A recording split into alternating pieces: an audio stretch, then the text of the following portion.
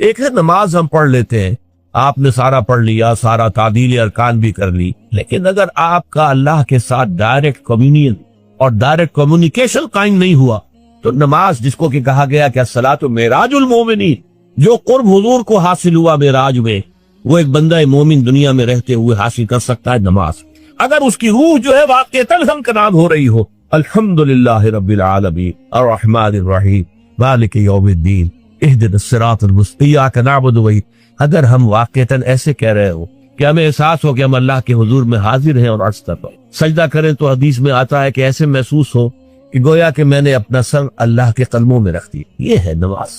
اب جو گفتگو ہو رہی ہے یہ ہم کلامی ہے، الصلاۃ معراج المومنین، اہل ایمان کے حق میں یہ نماز جو ہے یہ معراج کے درجے، لیکن یہ نماز کیسے نصیب ہوگی اگر روح سوئی ہوئی ہے، دبی ہوئی ہے، پسی ہوئی ہے، مزمحل ہے یا مردہ ہے؟ یہ نماز کیسے حاصل ہو؟ چاہے آپ 5 وقت کی نماز پڑھ رہے ہو، چاہے آپ نے ہیبٹ بنا لیا ہو نماز کو، چاہے کچھ بھی ہو گیا ہو، لیکن یہ کہ جب تک وہ روح بیدار نہ ہو، جب تک ہم کلامی نہ ہو، افلاک سے آتا ہے نالوں کا جواب آخر، اٹھتے ہیں حجاب آخر، کرتے ہیں خطاب آخر، جب تک یہ نہ ہو، جیسے کہ میں ایک حدیث قدسی انشاءاللہ آج سناؤں گا سورہ فاتحہ کے ضمن میں، کہ اللہ تعالیٰ کے سامنے جب کھڑا ہو کر انسان جب کہتا انی وجہت وجہی للذی فطر السماوات والارض حنیفا، دائیں بائیں سے بالکل اپنا تعلق کاٹ کر میں نے اپنا رخ کر لیا ہے اس اللہ کی طرف جس نے آسمان اور زمین کو پیدا ہے۔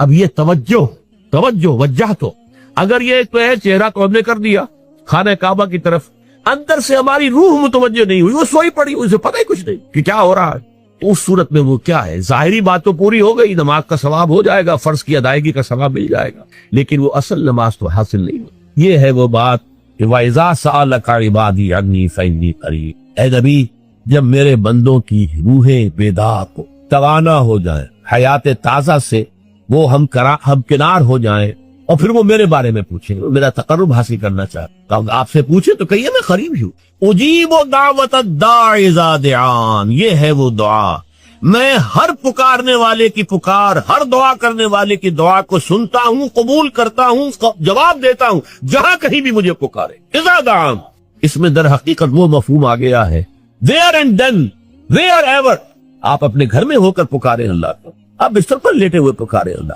الذین یذکرون اللہ قیاما وقعودا وعلی جنوبہم، ہاں ٹھیک ہے، بعض مقامات بعض اوقات قبول دعا کے لیے زیادہ سازگار ہے، حرم میں جا کر دعا مانگی جائے، اور منا میں عرفات میں خاص طور پر، جبل رحمت پر خاص طور پر، ملتزم جو ہے کعبے کا اس پر خاص طور پر، وہ ایام بھی ہے خاص، لیکن یہ نہیں ہے کہ بقیہ دنوں میں آپ کے اور اللہ کے درمیان کو بڑا فاصلہ ہے۔ یہ سارا دنیا میں مشرکانہ نظاموں نے تصور پیدا کیا، اللہ تو دور ہے دور ہے دور ہے دور ہے، پاک ہے پاک ہے پاک، تم ناپاک ہو ناپاک ہو ناپاک ہو، اور تم تو بڑی پستی میں پڑے ہو، تم اللہ سے براہ راست ہم کلام نہیں ہو، کوئی درمیانی چاہیے، کوئی لنکس چاہیے، کوئی پجاری ہوگا، کوئی پروہت ہوگا، کوئی پنڈت ہوگا، کوئی پیر ہوگا، کوئی پادری ہوگا، کوئی پوپ ہوگا، اس کے ذریعے سے تم اللہ سے ہم کلام ہو، خود نہیں۔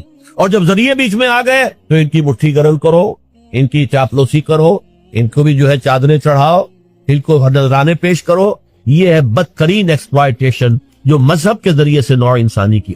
یہ 2 ایکسپلائٹیشن دنیا میں ہوئی ہے تاریخ انسانی میں، ایک بادشاہوں کی طرف سے خراج دو ہمیں، محنت تم کرو گے کھیت میں، آدھا حصہ ہمارے پاس آئے گا، ہم عیش کریں گے، ہم سٹینڈنگ آرمیز رکھیں گے تاکہ ذرا تم بغاوت کرو تو تمہارا سر کچل دیا جائے۔ یہ ایکسپلائٹیشن بدترین، مانگنے والا گدا ہے، صدقہ مانگے یا خراج، دوسری طرف ہم بادشاہ ہیں، ہم چندر بنسی سورج بنسی خاندان ہیں، ہم راجپوت ہیں، حکومت کرنا ہمارا حق ہے۔ اور یہ پنڈت پروہت جو ہے وہ بھی کہیں گے کہ ٹھیک ہے، نصف لی و نصف لک وہذا قوم جاہلون، یہ عوام جو ہے ان کا خون چوسو، ہمیں یہ نذرانے پیش کریں، بتوں کو آ کے چڑھائیں اور تمہیں خراج دیں اور ٹیکس دیں، they are to be exploit ہو۔ اسلام نے آ کر دونوں کا خاتمہ، کوئی ملوکیت نہیں، زکوٰۃ ہے تو غربا کے لیے، بادشاہ کے لیے نہیں ہے، یہ تو غربا کے لیے، لہذا کوئی ٹیکس نہیں۔ نمبر 2، اللہ سے ہم کلام ہونے کے لیے کسی دربان، کسی جو ہے پہرے دار کی مٹھی گرم کرنے کی ضرورت نہیں، جب چاہو ہم کلام ہو جائے۔ دل کے آئینے میں ہے تصویر یار، جب ذرا گردن جھکائی دیکھ لی، یہ تو تم ہماری طرف متوجہ نہیں ہوتے، ہم تو ہر وقت کہتے ہیں، ہر شب کو آخری لمحات جو ہے، آخری جو گھنٹے ہیں رات کے، سمائے دنیا تک ہم نزول فرما لیتے ہیں تمہارے لیے، اور پکارنے والا پکارتا ہے حل من مستغفر فاغفر له، ہے کوئی استغفار کرنے والا کہ میں اسے بخش دوں؟ حل من سائل فاعطیہ، ہے کوئی مانگنے والا کہ میں اسے عطا کروں؟ تم ہی سوئے رہتے ہو، الٹا غفیر رہتے ہو، تمہیں ہماری طرف توجہ نہیں ہے۔ اگر ہماری طرف متوجہ ہو جاؤ تو جیسے کہ اقبال نے کہا کہ میرے لیے یہ دربان جو ہے پیران کلیسا کو کلیسا سے اٹھا دو، کیوں خالق و مخلوق میں حائل رہے پر ایسا معاشرتی نظام کہ جس سے بدکاری کو، زنا کو بالکل نکال دیا، خاندانی نظام کو مستحکم کیا جائے۔ پھر آپ اس سے آگے بڑھیے، اس میں وہ احکام بھی ہیں جن کا تعلق معاشیات سے ہے، سود حرام ہے، سٹہ حرام ہے، فارورڈ ٹریڈنگ کی اکثر شکلیں حرام ہے، یہ پہلے سے جو فصلوں کے سودے ہو جاتے ہیں حرام ہے۔ یہ ساری چیزیں کیا ہیں؟ ان کا تعلق معاشیات سے ہے۔ پھر اس میں سیاست بھی ہے، قانون فوجداری بھی ہے، قانون دیوانی بھی ہے، قانون وراثت بھی ہے، قانون شہادت بھی ہے۔ زندگی کا کوئی گوشہ نہیں ہے کہ جو اسلام کے اندر نہ۔ تو اب یوں سمجھیے کہ اقامت دین کا مطلب کیا ہوگا؟ نماز قائم کرنا مطلب ہوگا۔ غور کیجئے، میں ایک بات کہہ رہا ہوں سمجھانے کے لیے، نماز تو انگریز کے دور میں بھی قائم رہی، روزے تو انگریز کے دور میں بھی رکھے جاتے رہے، تو نماز لوگ زیادہ پڑھنے لگے۔ فرض کیجئے کہ کسی ملک کے اندر نماز جو ہے وہاں کے 100% لوگ پڑھنے لگیں، لیکن اللہ کا قانون رائج نہ ہو تو کیا دین قائم ہو گیا؟ غور کیجئے اس بات پر کہ ہمارا تصور جب بھی آتا ہے دین کا، چونکہ ہماری 6 نسلیں 8 نسلیں غلامی میں بیت گئی ہیں، یہاں وہی بیٹھے ہیں ہندوستان پاکستان کے لوگ، ہماری نسلیں غلامی میں بیتی، اب ہوتے ہوتے ہماری ذہنیت بدل گئی، تصورات بدل گئے۔ وہ تو ایک نسل میں ہی فرق ہو جاتا ہے، کجائے کہ 6 نسلیں گزر گئی ہوں۔ کس حالت میں گزری کہ نماز بھی ہے، روزہ بھی ہے، زکوٰۃ بھی ہے، حج بھی ہے، شادی بیاہ بھی ہے، نکاح بھی ہے، عقیقہ بھی ہے، عیدین بھی ہے، یہ سب کچھ تو ہے، لیکن اسلام کا قانون نہیں، نہ فوجداری، نہ دیوانی، نہ قانون وراثت، نہ اس کے معاشی احکام کی کسی کو پرواہ۔ بینک قائم ہے، دھڑلے سے قائم ہے، بڑے بڑے حاجی اور نمازی لوگ اس بینک سے قرضے لے کر کاروبار کر رہے ہیں، بڑی بڑی مسجدوں کے متولی اور منتظم وہ ہاؤس بلڈنگ فائنانس کارپوریشن سے قرض لے رہے ہیں، مکان بنا رہے ہیں، محل تعمیر کر رہے ہیں۔ یہ ہوا کہ نہیں ہوا؟ یہ اس طریقے سے ذہنیت بدلی کہ وہ تصور ہی ذہن سے نکل گیا کہ یہ بھی کوئی دین کا حصہ ہے، ہمارا تصور یہی رہ گیا۔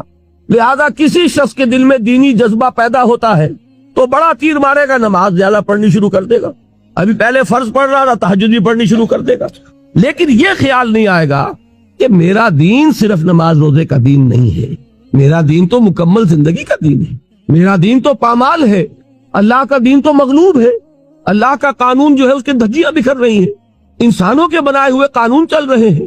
اس کو، اس پورے 3 جو حصے ہیں، سماجی نظام، معاشی نظام، سیاسی نظام، اس میں پورے دین کو قائم کرنا اقامت دین ہے۔ یہ ہے ان اقیم الدین ولا تتفرقوا فیہ۔ یہ کیسے ہوگا؟ جبکہ مل جل کر کام کرو، ایک جمعیت ہو، تفرقہ ہو آپ کا، انہی چیزوں میں تفرقہ ہو جس پر کل میں بیان کر چکا ہوں، نور و بشر کا جھگڑا نہ چکے، علم غیب کا مسئلہ ہی حل نہ ہو، تو کہاں جمع ہوگے اور کہاں دین قائم کرو گے؟ دست و گریبان رہو گے آپس میں۔ لہذا ان اقیم الدین ولا تتفرقوا فیہ، یہ اقامت دین ہے۔ اس میں ذرا ہو سکتا ہے کہ کچھ حضرات اگر قرآن مجید کے تراجم کنسلٹ کریں تو انہیں احساس ہو کہ شاید میں نے ترجمے میں کچھ اونچ نیچ کر دی ہے، اس لیے کہ بعض حضرات نے ترجمہ کیا ہے قائم رکھو دین کو۔ غور کیجئے، قائم کرو دین کو اور قائم رکھو دین کو، فرق کیا ہے اس میں؟ قطعاً کوئی فرق نہیں۔ دین قائم ہے تو قائم رکھو، قائم نہیں ہے تو رکھو کس کو؟